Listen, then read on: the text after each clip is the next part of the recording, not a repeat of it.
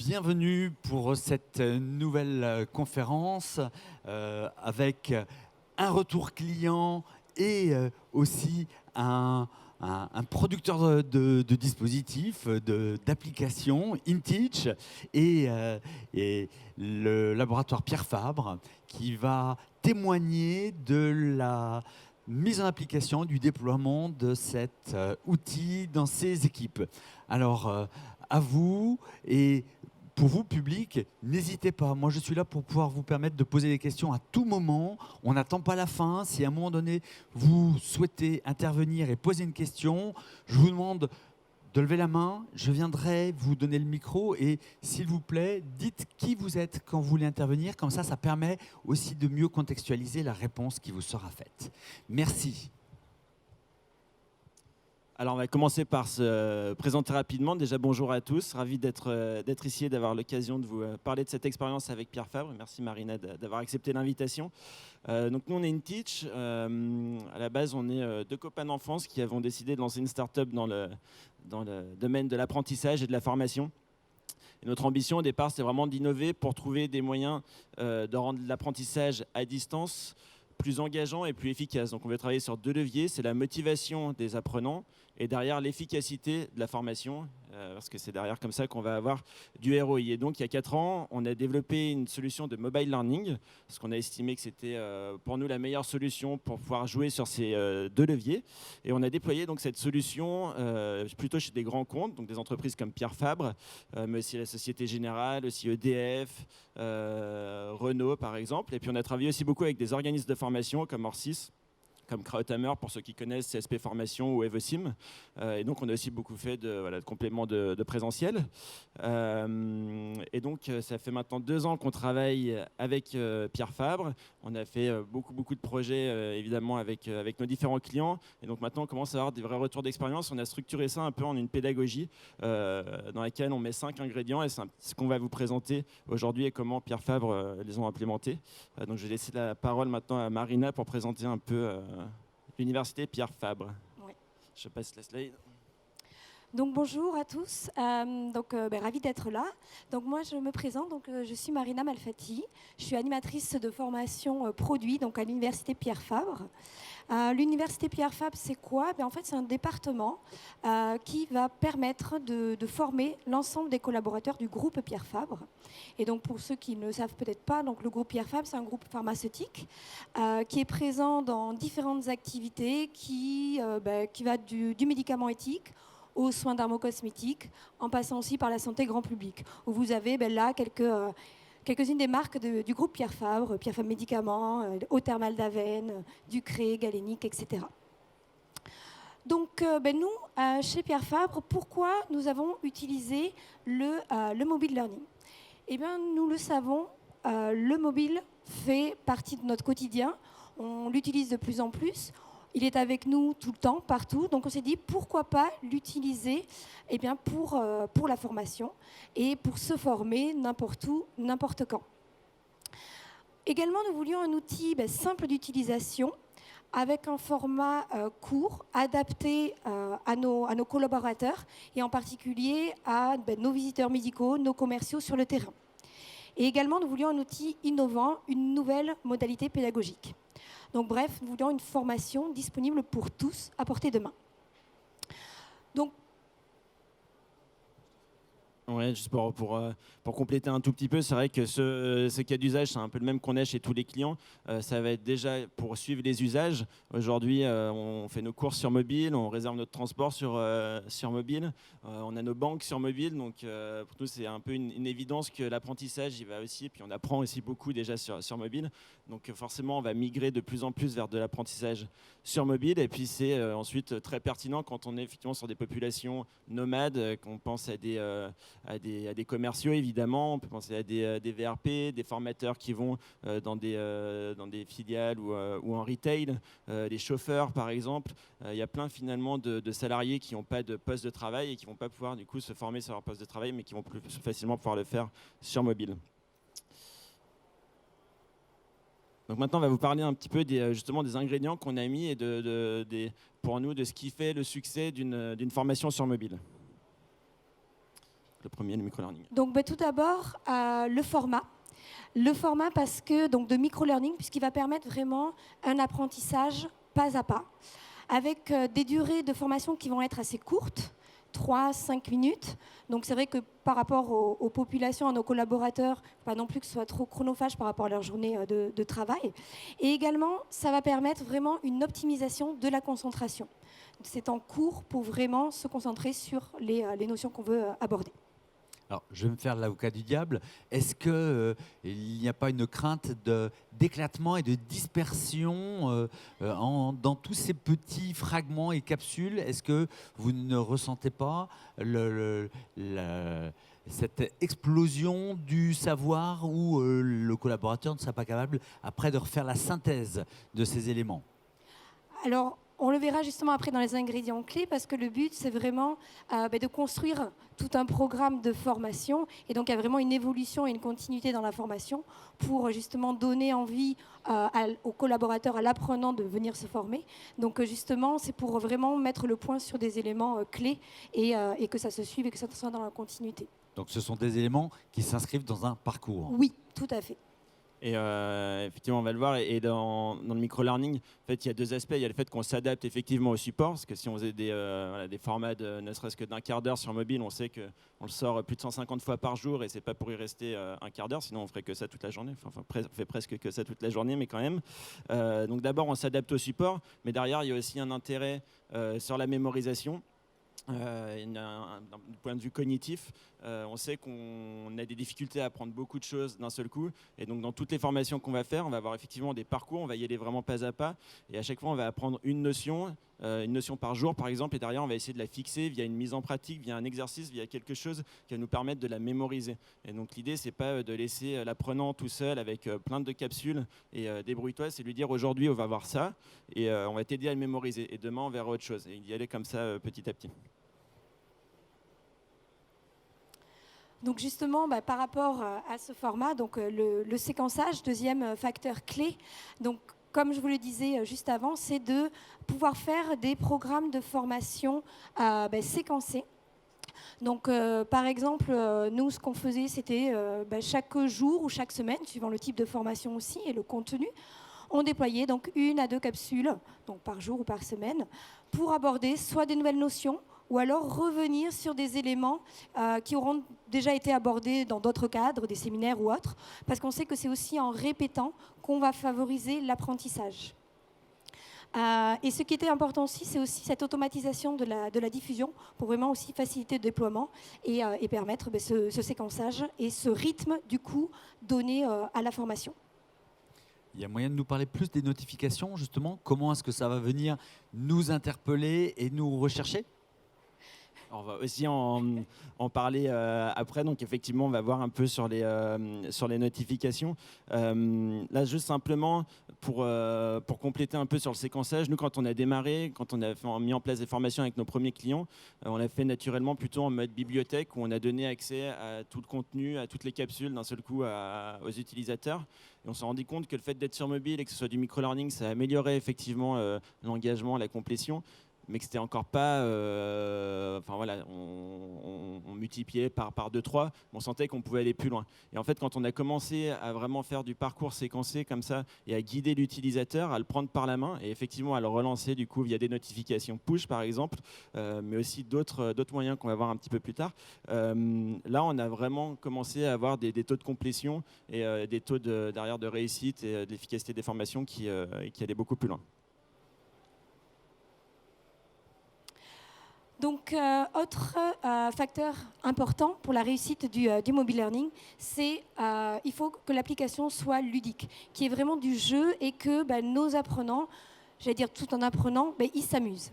Et justement, ça va passer par quoi ? Ça va passer par des duels, des challenges que les participants, les membres d'un groupe vont pouvoir se lancer entre eux pour aussi créer un petit peu cette compétition et leur permettre de gagner des points pour avoir un classement et essayer de se motiver, de se challenger entre eux et être bien sûr le mieux classé.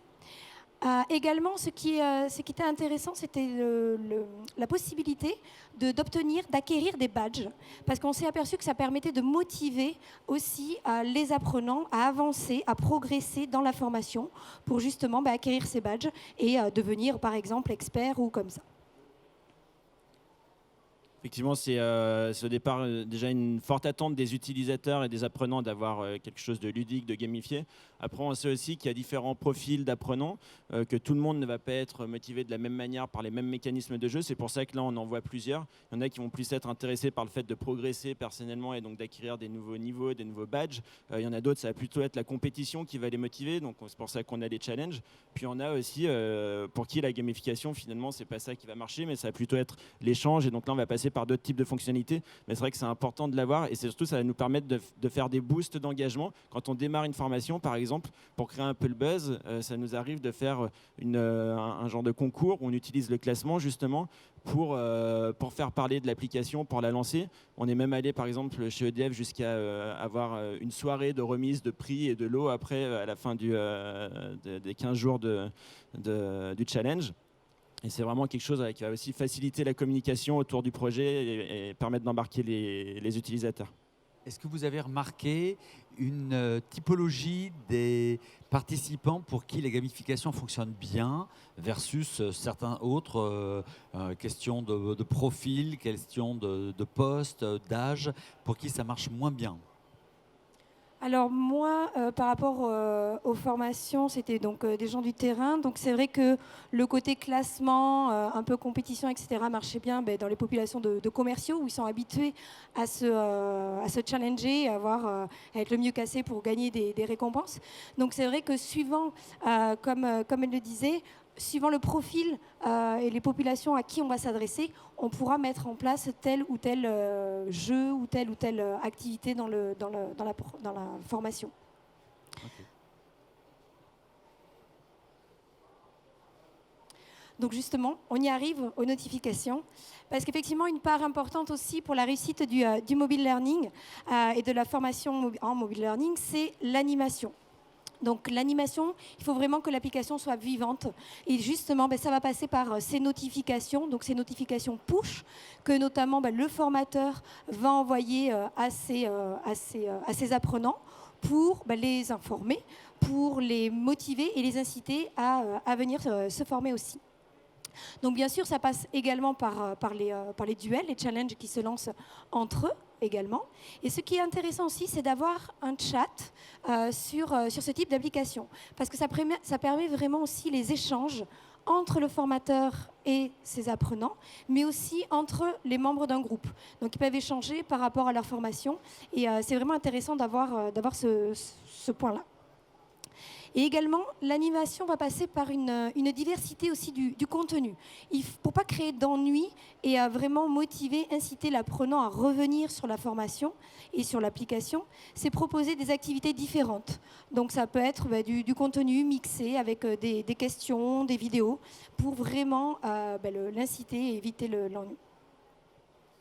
Et là, c'est là où on voit que le séquençage, c'est un intérêt, c'est qu'effectivement, on va pouvoir vraiment remotiver l'apprenant régulièrement. Et donc, ça va être soit de la motivation qui vient du système qui va envoyer des relances, mais ce qui est encore plus impactant, effectivement, c'est que ce soit une personne en fait qui fasse ces relances. Et donc, ça peut être un collègue parce qu'il a lancé un duel, mais ça peut être aussi le formateur parce qu'il va envoyer un message privé. On a aussi une partie wall type groupe Facebook où ça va être des commentaires et des discussions entre les salariés qui vont permettre de créer cet engagement.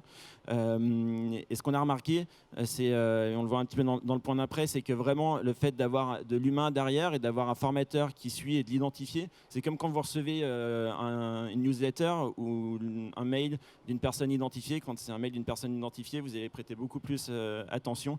Là, si c'est le formateur qui vous envoie un message à la fin de la semaine pour vous dire au fait, est-ce que ça s'est bien passé, est-ce que tu as des questions, est-ce qu'il y a quelque chose que tu n'as pas compris ou tu devais se mettre ça en pratique, est-ce que tu l'as mis en pratique, sinon pourquoi? Voilà, là on va commencer à créer une discussion qui va permettre de faire un vrai suivi et de faire vraiment progresser les participants. Ça, c'est compliqué à faire à grande échelle, c'est pour ça on parlait tout à l'heure d'automatisation. Ce type de messages, en fait, ils vont être automatisés. Donc, le formateur ne va pas avoir besoin de les envoyer, il va simplement être en réaction pour répondre quand il y a quelqu'un qui a besoin d'aide.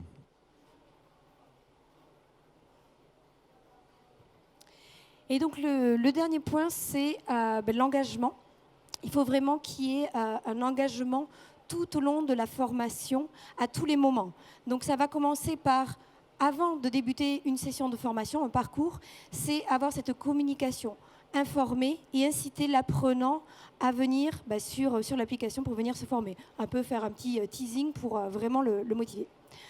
Et ensuite, ça va passer au cours de la formation par ce dont on vient de parler, les relances, les défis aussi entre membres. Et vraiment que l'apprenant, enfin que les apprenants, les membres du groupe, se sentent accompagnés vraiment tout au long de la formation.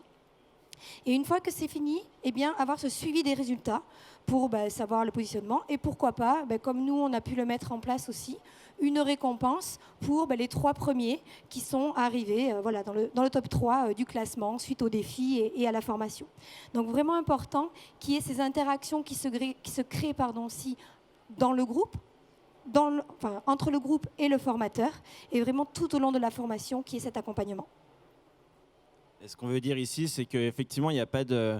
On a créé une solution qui améliore l'engagement, qui améliore l'efficacité des formations. Après, il n'y a pas de formule magique non plus, donc il ne suffit pas derrière d'utiliser un outil, vous le savez bien, et de déployer du contenu pour que ça marche. Ça demande un engagement permanent aussi des équipes pour cette animation. Et effectivement, la partie avant, donc l'onboarding avant la formation, elle est très très importante aussi, parce que la façon de communiquer, tant que les utilisateurs ils n'ont pas téléchargé l'application au départ, nous on est vraiment sur des campagnes de formation, donc on est souvent sur des nouveaux utilisateurs. Tout ce qu'on vient de dire, en fait, on ne peut pas le faire. Donc nous, on essaie vraiment aussi d'accompagner nos clients sur la partie amont et comment on va communiquer et créer un petit peu du buzz autour du projet pour qu'on ait un maximum de participants qui ont envie de s'inscrire. Parce qu'on est évidemment tout le temps, nous, sur des formations non obligatoires, donc il faut vraiment essayer de les motiver. Une question que tout le monde peut se poser, c'est puisque ce suivi des résultats est vraiment une chose importante, dans une entreprise, si on a déjà un LMS, et j'imagine que vous avez aussi un LMS, comment se fait l'interface entre les deux? Est-ce que ce suivi qui est fait à l'intérieur de l'application peut être consolidé à l'intérieur du LMS, ou est-ce que chez vous, c'est 2 choses tout à fait différentes? Alors nous, chez Pierre Fab, ce sont 2 choses différentes, parce que c'est vrai que sur notre LMS, par rapport à nos collaborateurs, on va être vraiment sur le côté formation, on va dire obligatoire. Bien sûr, il y en a des non obligatoires, mais là, avec le mobile learning, on avait fait le choix d'être sur des choses qui étaient non obligatoires. Donc grossièrement, ils allaient se former s'ils avaient envie, si justement on avait bien réussi notre engagement et les inciter et à les motiver. Et il y avait ce côté non obligatoire, et justement on ne voulait pas qu'il y ait, pour le moment en tous les cas, d'interface entre les deux. Donc on était sur des modalités vraiment différentes, et du coup on va dire des buts aussi différents de formation. D'accord. Ce qui ne nous empêche pas chez d'autres clients d'avoir cette stratégie, d'avoir un parcours avec plusieurs types de solutions et de passer par le LMS, et que le mobile soit une des étapes du parcours de formation. Et dans ce cas-là, effectivement, on va s'intégrer avec le LMS, on va faire remonter les données d'activité. Donc nous, évidemment, on a un tableau de bord en interne, on peut exporter tout ça, on peut exporter des relevés de connexion aussi quand on en a besoin pour certains financements parfois. Mais sinon, on va pouvoir faire remonter, et ça, il y a plusieurs façons de le faire, et ça va dépendre du client. Mais on va le faire via XAPI, des fois on va mettre en place des tableaux de bord avec des outils de visualisation de données comme Data Studio ou Tableau par exemple. Mais on va se connecter directement sinon avec l'API du LMS pour faire remonter les données qu'on veut suivre. Merci. Alors maintenant, l'idée, c'est de vous montrer un petit peu quelques chiffres, quelques exemples de projets.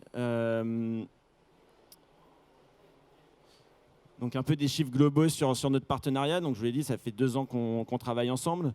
Donc il y avait toute une phase un petit peu préparatoire. Donc on peut dire que ça fait 1 an et demi vraiment que les formations ont été lancées. Donc nous, on est vraiment sur des formations ciblées, à chaque fois identifiées. Donc on n'est pas sur un déploiement global avec Pierre Fabre où on va mettre à disposition du contenu. Vous l'aurez compris, c'est vraiment des campagnes de formation. Donc aujourd'hui, il y a 810 utilisateurs actifs sur à peu près 1600 qui étaient ciblés au départ. Donc on est sur des taux de participation d'environ 50%. Pour vous donner un référentiel, je ne sais pas vous dans vos entreprises comment ça se passe, mais nous sur ce type de formation-là, en moyenne dans les entreprises qu'on voit, quand ils sont sur on va dire du format plus traditionnel, ils sont entre 10 et 15% de participation. Donc là, voilà, on arrive déjà 50%. On peut se dire mince, on a 50% qui ne font pas la formation, mais disons comme on est sur des choses très optionnelles, 50% finalement c'est déjà très bien. Il y a eu plus de 15 000, presque 16 000 sessions qui ont été faites et presque 3 000 heures de formation. Donc on commence vraiment à avoir des bons feedbacks et du retour sur ces formations. Ah, un petit souci de mise en page entre Mac et PC. Donc là, on est sur une formation produit. Donc il y avait une semaine de formation pour à peu près 60 participants. Donc il y avait 54% de taux de participation, donc la moitié des personnes ont participé. Après, ce qui est intéressant de voir, c'est que chez ceux qui ont démarré, on a 93% de taux de complétion et on a sur le test final qui permet de vérifier s'ils ont acquis le niveau suffisant en termes de connaissances produits, on est à 96%. Donc on a quelque chose, je ne sais pas si tu peux nous parler un peu plus du projet. Donc oui, après là on était justement sur une formation produit, donc qui venait en complément de la nouveauté produit qu'ils avaient eu présentée sur un séminaire. Donc le but là était vraiment de revenir sur les notions déjà abordées et donc c'était sur une population de commerciaux et donc formateurs en officine. Donc c'est pour ça les 60 participants. Et pour faire des petits rappels de notions produits, pour les remotiver, les rebooster sur ce lancement produit, qui était un gros enjeu pour la marque Aderma. Et là, si tu peux introduire peut-être le contexte de cette formation. Et donc là, la formation leadership, donc là c'était un autre cadre, puisque là on n'était pas sur une formation produit, mais c'était plutôt sur, une nouvelle formation, puisque là on était sur 200 participants, c'était des managers qui suivaient donc une formation concernant donc le leadership au sein du groupe Pierre Fabre. Concrètement, est-ce que vous pouvez nous dire sur ces deux formations, quelles étaient les durées des campagnes? Est-ce que c'est quelque chose qui est ouvert de manière permanente? Est-ce que c'est quelque chose qui est ciblé sur un temps limité? Est-ce que ça fait partie aussi de vos conseils en termes de déploiement d'aller limiter ces temps de campagne? Alors moi, je vais parler de l'expérience chez Pierre Fabre, peut-être qu'il y aura d'autres exemples. Mais c'est vrai que là, vous avez vu, là, c'est 10 modules donc de 5 minutes. La précédente, c'était 4 modules, aussi à peu près de 5 minutes chacun. Donc comme je vous l'ai dit au départ, on a programmé la session de formation. Donc chaque jour, chaque semaine, on déployait du contenu. Et effectivement, en tous les cas, pour la session sur le produit, c'est de laisser un temps limité. Et justement, pendant ce temps limité, de faire cet engagement, de faire les relances, les notifications push, pour vraiment les inciter à aller se former. Donc oui, c'est un temps limité et avec les relances pour faciliter la formation. Effectivement, c'est vraiment ce qu'on conseille. L'apprentissage séquencé, forcément, on va créer un parcours qui a une date de début, une date de fin, et qui va avoir un déroulé. Généralement, on conseille de faire soit 1 à 2 semaines. On sait qu'à la 3e semaine, on va quand même avoir un engagement qui va commencer à redescendre un peu. Et 4e semaine, clairement, quand on est pendant 4 semaines sur le même sujet, les utilisateurs, ils en ont marre. Donc, on essaye de jamais dépasser 3 semaines. Après, en termes d'investissement par jour, généralement, ça va demander un quart d'heure sur les formations les plus légères aux participants tous les jours. Mais sur certaines formations, on va sur des choses plus lourdes, où on a de la mise en pratique, par exemple. Ça peut aller jusqu'à 1 heure par jour, mais après, tout va dépendre de la cible, du contexte, du sujet. Merci. Vous avez encore des petits éléments, mais vous, oui, public, c'est le moment aussi pour poser vos questions. Bonjour, Michael Touzé, Michelin. J'aurais 2 questions. La première, vous évoquez dans les slides la mise en pratique. J'aimerais avoir le témoignage de Pierre Fabre. Comment on fait pour tester la mise en pratique via le mobile learning?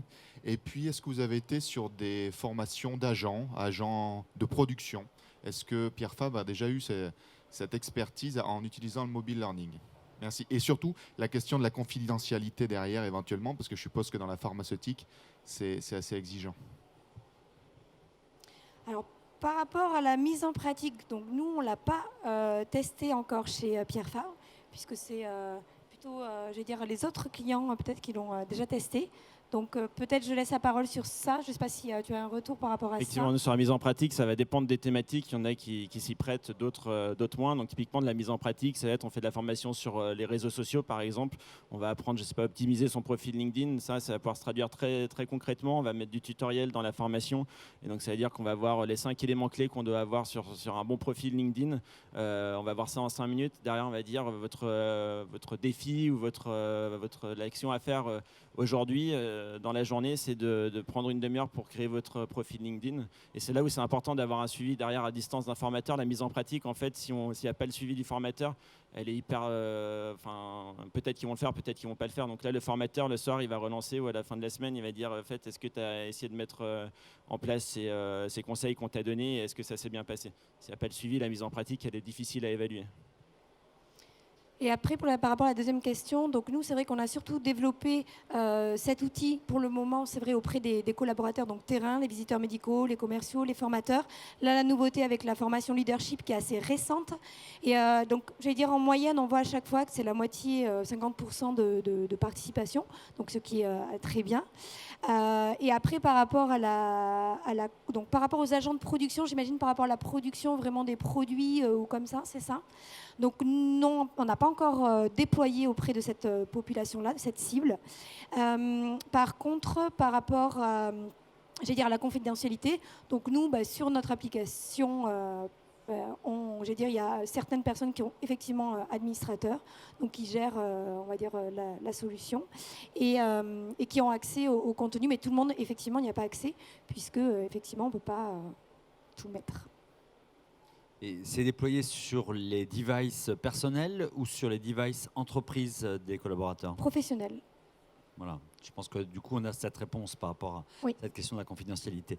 Et on a les deux cas. Pour le coup, on a certains projets où c'est sur les devices personnels, d'autres sur les devices... Une dernière question. On a encore juste 1 minute. Eh bien, merci beaucoup pour cette intervention.